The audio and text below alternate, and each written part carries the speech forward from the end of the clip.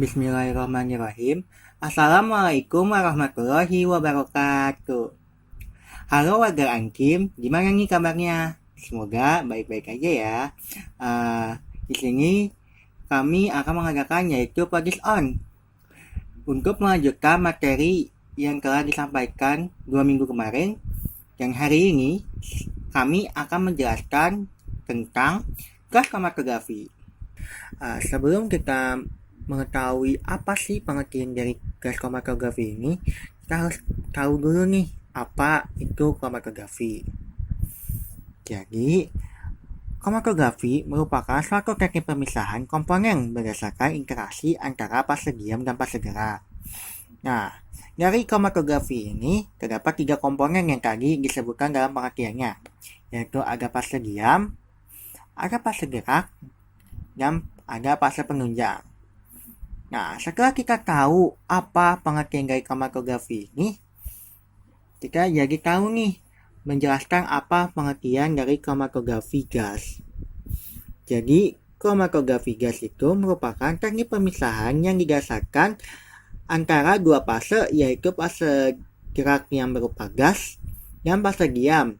Nah, fase diamnya ini bisa berupa cairan dan bisa juga padakan. Nah, kemudian kromatografi gas ini yang akan dihasilkan yaitu 1 kromatogram. Nah, di sini saya akan menjelaskan tentang theory of chromatography dalam bentuk kromatogram. Nah, bisa dilihat ada suatu gambar peak dan di sebelah kiri merupakan sinyal detektor dan yang di bawah itu merupakan waktu. Nah, di sini ada tulisan TR, TM, TS, WH, dan WB. Apa sih pengertian dari semuanya? Jadi TR itu merupakan retention time atau bisa dikatakan sebagai waktu retensi. Jadi waktu retensi merupakan waktu yang diperlukan suatu komponen atau suatu molekul untuk melewati kolom. Kemudian ada yang disebut dengan TM atau sebagai void time. Void time itu merupakan waktu yang dibutuhkan untuk fase gerak untuk melintasi kolom. Nah, kemudian di dalam peak ini ada yang disebut dengan WH dan ada juga disebut dengan WB. Nah, WH itu merupakan lebar puncak setengah dalam waktu tertentu. Sedangkan untuk WB merupakan lebar puncak yang dibutuhkan dalam waktu tertentu. Setelah kita mengetahui theory of chromatography atau kromatogram, nah kita harus mengetahui nih tipe-tipe dari si peaknya seperti apa. Nah, jenis-jenis peak ini ada 5. Yang pertama, ada yang ideal, kemudian ada yang broad, yang ketiga ada fronting, yang keempat ada tailing, dan yang kelima yaitu gablek. Yang pertama yaitu adalah ideal. Nah, ideal ini merupakan peak yang harus atau peak yang sudah bagus. Yang kedua, ada yang dinamakan dengan peak broad. Peak broad ini itu adalah dia peak yang lebar. Nah, biasanya terjadi peak broad ini dikarenakan suhunya yang terlalu rendah. Jadi, dia peaknya lebar. Kemudian, ada yang dinamakan fronting. Fronting ini adalah peak di mana dia di awalnya lebar, tetapi di belakangnya dia tegak. Nah, biasanya itu dikarenakan overload si kolomnya. Jadi kalau misalnya overload si kolomnya, itu dia akan terjadi fronting. Kemudian ada tailing. Nah, tailing ini adalah kebalikan dari si fronting. Jadi si depannya itu dia tegak, sedangkan di belakangnya dia lebar. Nah, kenapa bisa gitu? Hal yang sama juga terjadi dengan tiling, yaitu disebabkan oleh overload si kolomnya. Nah, yang terakhir yaitu adalah gabrek. Nah, gabrek ini biasanya itu tidak ada terjadi, jarang-jarang terjadi.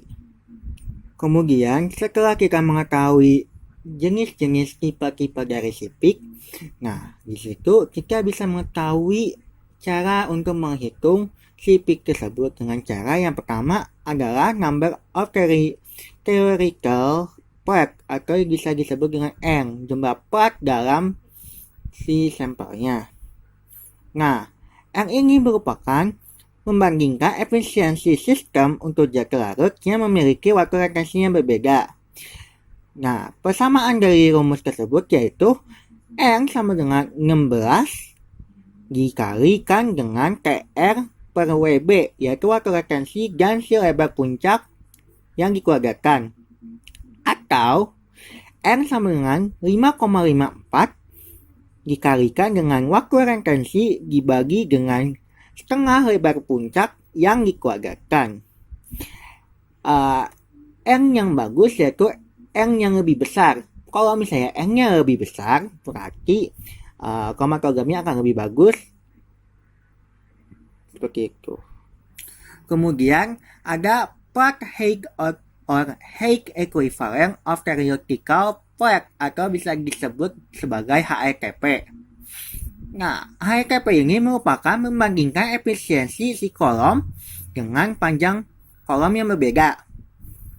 Nah, persamaan dalam HETP ini yaitu H sama dengan L per N dengan keterangan yaitu H itu adalah HETP, L merupakan panjang kolom dalam bentuk cm atau meter, dan N itu adalah si jumlah part yang kita dapatkan dari sipik tersebut.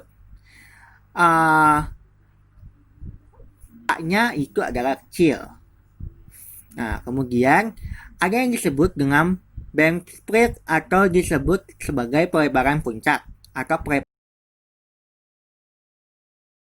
Nah, ada beberapa faktor yang menyebabkan adanya pelebaran pita atau pelebaran puncak. Yang pertama, ada diffusi eddy. Yang kedua, ada mobile phase mass transfer. Yang ketiga, ada stagnan mobile phase mass transfer. Yang keempat, ada stationary phase mass transfer. Dan yang terakhir yaitu diffusi longitudinal. Kemudian ada measure of solute separation. Yang pertama ada separation factor atau bisa dikatakan dengan lambang alfa. Merupakan parameter yang digunakan untuk menggambarkan seberapa baik dua zat larut yang dipisahkan oleh sistem kromatografi. Nah, persamaannya itu yaitu alfa sama dengan K_B per K_A atau KB per KA, atau bisa juga dirumuskan dengan alfa sama dengan waktu retensi B dikurang void time dibagi dengan waktu retensi A dibagi dengan si void time-nya. Yang kedua, ada resolution atau dengan lambang R. Merupakan resolusi antara dua peak yang merupakan ukuran keduanya dari dua puncak yang dipisahkan. Nah, persamaannya itu yaitu RS sama dengan TR2 dikurang TR1 per WB2 ditambahkan dengan WB1 dibagi 2. Atau bisa digunakan yang persamaan yang kedua, yaitu RS sama dengan 2 dikali TR2 dikurang TR1 per WB1 plus WB2. Biasanya kebanyakan digunakan rumus yang persamaan kedua. Kemudian ada retention factor dengan persamaan yaitu K_R sama dengan TR atau waktu retensi dikurang dengan void time atau TM dibagi dengan void time atau TM, atau K_R sama dengan KV volume CS dibagi dengan volume si void time-nya. Kemudian ada distribution constant.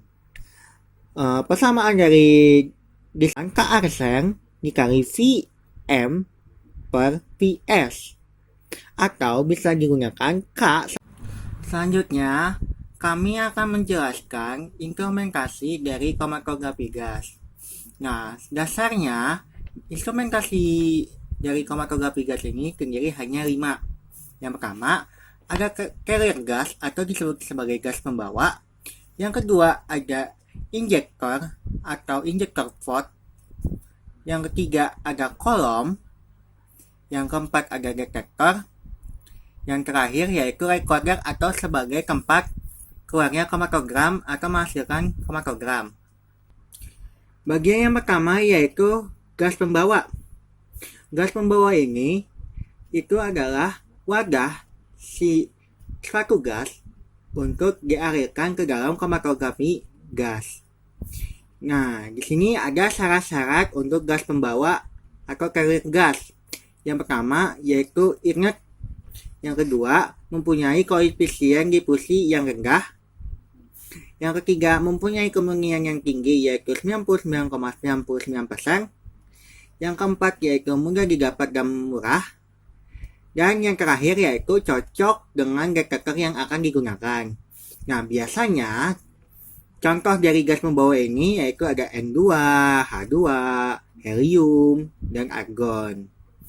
Nah, kemudian biasanya gas pembawa yang sering sekali digunakan dalam industri yaitu dengan menggunakan helium. Kenapa dengan menggunakan helium? Ada faktor-faktor penyebabnya. Yang pertama, yaitu mempunyai bobot molekul dan viskositas yang rendah sehingga cepat bergerak dan membawa cuplikan keluar. Yang kedua, mempunyai tahanan listrik yang tinggi dan cocok untuk salah satu detektor yaitu TCD. Dan yang terakhir yaitu aman karena tidak mudah terbakar.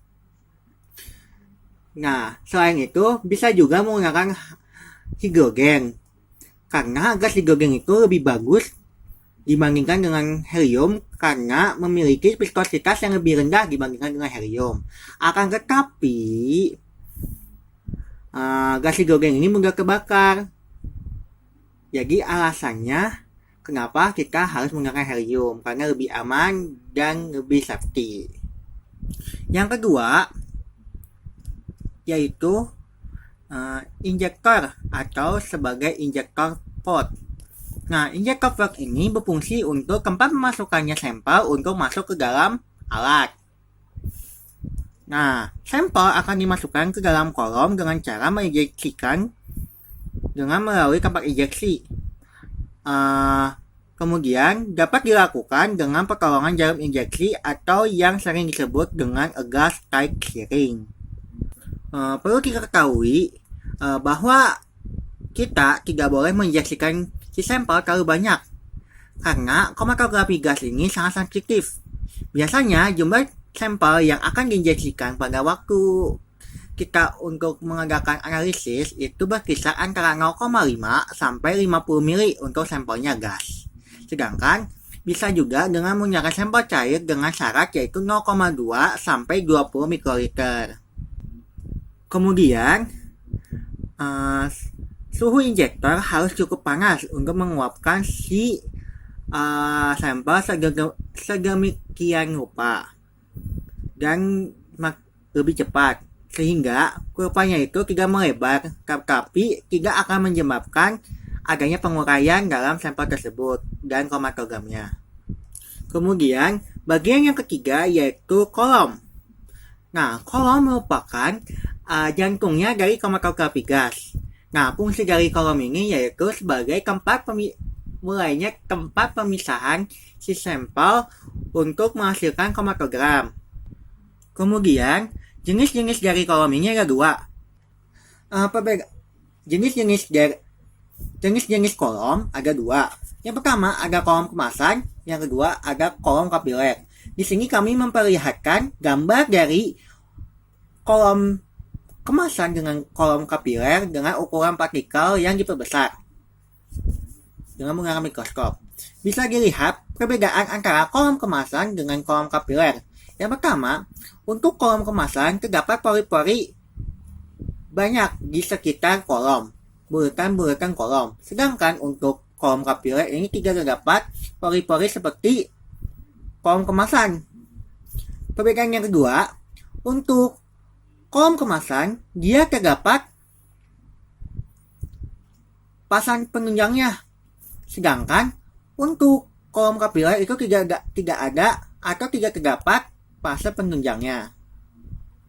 Dan kedua kolom bisa digunakan dengan ketentuan-ketentuan tertentu dan sampel atau senyawa yang akan dianalisis. Mungkin sekian dari kami. Mohon maaf apabila ada kesalahan atau kekurangan. Wassalamualaikum warahmatullahi wabarakatuh.